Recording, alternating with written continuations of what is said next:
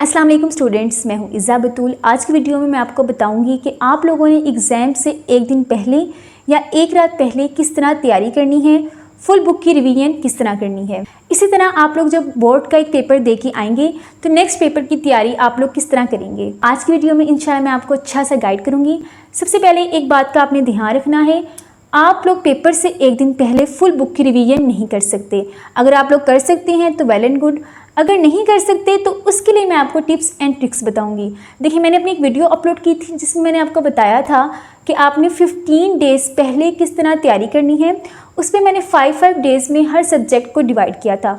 जिस स्टूडेंट ने उस तरीके से तैयारी की होगी या उस मेथड को अप्लाई किया होगा, तो लास्ट डे में मैंने आपसे कहा था कि आप लोगों ने पेपर से एक दिन पहले सारा काम कंप्लीट कर लेना है, यानी कि लास्ट डे आप रिलैक्स फील करें।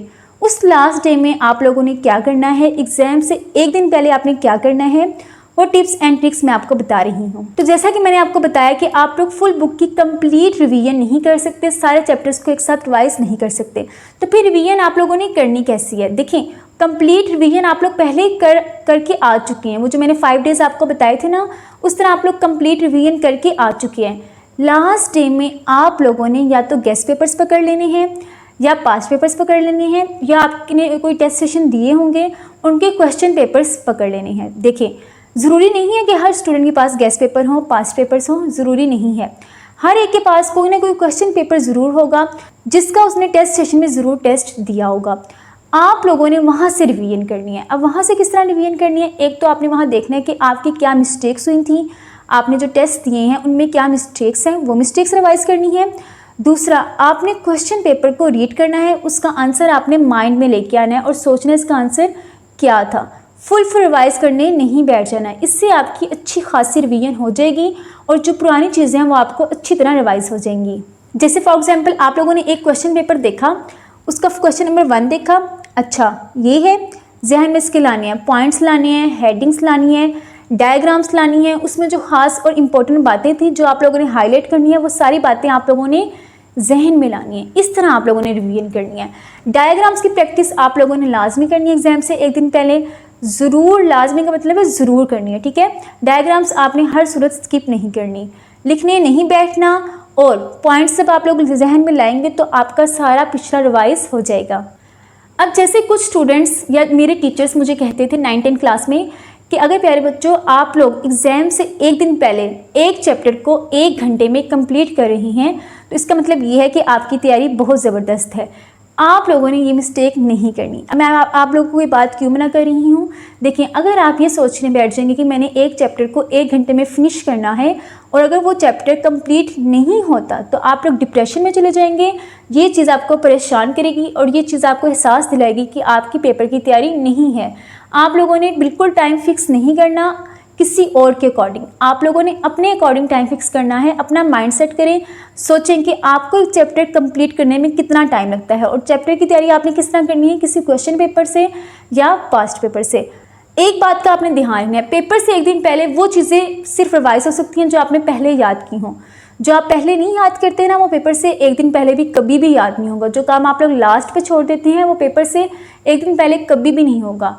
इसका मतलब ये है कि जो आता है सिर्फ वो रिवाइज करना है, जो नहीं आता उसकी तरफ देखना भी नहीं है, वरना आप लोग बहुत ज़्यादा परेशान हो जाएंगे और इस परेशानी के चक्कर में जो आता होगा वो भी रिवाइज नहीं कर पाएंगे। इसके बाद मैं आपको बताती चलूँ पेयरिंग स्कीम के बारे में। पेयरिंग स्कीम फॉलो करनी है या नहीं करनी। अभी लास्ट तकरीबन 4 डेज से मैं पेयरिंग स्कीम अपलोड कर रही थी जिसमें मैंने 9, 10 फर्स्ट ईयर और सेकेंड ईयर की पेयरिंग स्कीम अपलोड कर दी है। अब मेरी बात आप ध्यान से सुने। पेयरिंग स्कीम मेरे पास तकरीबन 2 से 3 महीने पहले मौजूद थी, मैंने अपलोड नहीं की। मैंने पेपर से सिर्फ चंद दिनों पहले या ऑलमोस्ट 1 हफ्ते पहले पेयरिंग स्कीम अपलोड की है। इसकी रीज़न ये है कि आप लोगों ने पेयरिंग स्कीम पे 100% यकीन नहीं करना। इस दफ़ा बोर्ड की वेबसाइट पे कोई पेयरिंग स्कीम नहीं आई। आप लोगों ने अपनी तैयारी पूरी रखनी है, सारा याद करना है। पेपर से कुछ दिनों पहले या एक दिन पहले एक दफ़ा पेयरिंग स्कीम को सिर्फ देखना है। इससे आपको पता चलेगा कि चैप्टर कौन सा इंपॉर्टेंट है, किस चैप्टर से कितने MCQs, कितने शॉर्ट क्वेश्चंस आने हैं, इस चीज़ का आपको अंदाज़ा होगा। पेयरिंग स्कीम को बिल्कुल फॉलो नहीं करने बैठ जाना, क्योंकि इस दफ़ा पेयरिंग स्कीम नहीं आई। सिर्फ एक दफ़ा आपने देखना है, देखने में कोई हर्ज नहीं है। उसके बाद नेक्स्ट है जी, बहुत इम्पोर्टेंट चीज़, बहुत इम्पोर्टेंट, कि जब आप लोग एक पेपर दे के आएंगे और अगले पेपर की तैयारी करने बैठेंगे तो जो लास्ट पेपर है उसके क्वेश्चन पेपर को अपने सामने नहीं रखना, उसको बार बार रीड नहीं करना, उसको डिस्कस नहीं करना। जो आप देख के आए ना वो हो गया, जो होना था वो हो गया, बाकी सब कुछ अल्लाह ताला के हवाले करें। बच्चे क्या करते हैं, क्वेश्चन पेपर लाए हैं, उसको देखते जा रहे हैं, डिस्कस करते जा रहे हैं, परेशानी उनकी बढ़ती जा रही है, हमने ये भी नहीं लिखा, वो भी नहीं लिखा, ये रहता था, वो रहता था। कुछ ना कुछ तो बच्चों को मिस हो ही जाता है ना पेपर में, या कुछ ना कुछ परेशानी का सामना करना पड़ता है। अगर आप लोग लास्ट पेपर की तैयारी करते रहेंगे या परेशानी का सामना करते रहेंगे तो नेक्स्ट पेपर की तैयारी कौन करेगा? क्वेश्चन पेपर आया उसको बस कहीं छुपा दें, उन बुक्स को कहीं छुपा दें, नेक्स्ट पेपर की तैयारी करें। अब नेक्स्ट पेपर की तैयारी का मैंने आपको सारा कंप्लीट तरीका बता दिया कि आप लोगों ने रिवाइज किस तरह करना है, डायग्राम्स आपने ज़रूर बनानी है।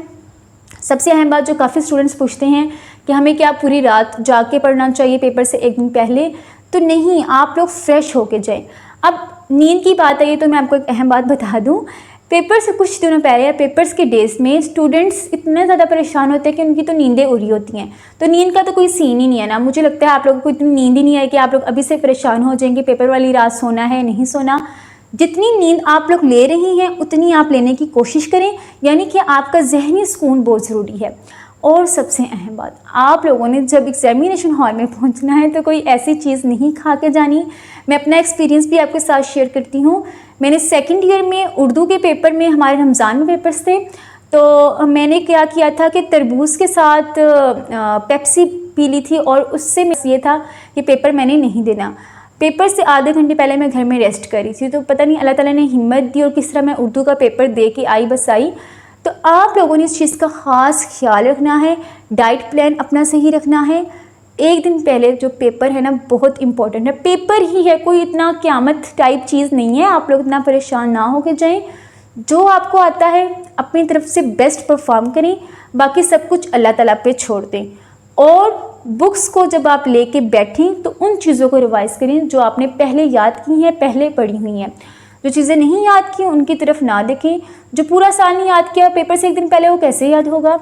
इंपॉर्टेंट चीज़ें, डायग्राम्स, वो सारी चीज़ें आपको क्वेश्चन पेपर्स और पास्ट पेपर से पता चल जाएगी। आपका कॉन्फिडेंस बहुत ज़्यादा होना चाहिए, ये होना चाहिए। नहीं भी आता ना पेपर तो कोई बात नहीं, देखिए आगे ना, बस अल्लाह का शुक्र अदा करें, अल्लाह ताला के हवाले कर दें पेपर और रिलैक्स होकर बैठे और नेक्स्ट पेपर की अच्छी सी तैयारी करें। आज के लिए इतना ही। नेक्स्ट वीडियो में मैं आपको बताऊंगी कि बोर्ड के पेपर में आप लोगों ने किस तरह की हैंड राइटिंग यूज़ करनी है, सिंपल राइटिंग यूज़ करनी है या फिर कोई डिज़ाइंस की तरफ चले जाना है। तो आज के लिए इतना ही। अपना ढेर सारा ख्याल रखिए, एग्जाम्स की अच्छी सी तैयारी करें। अल्लाह हाफिज़।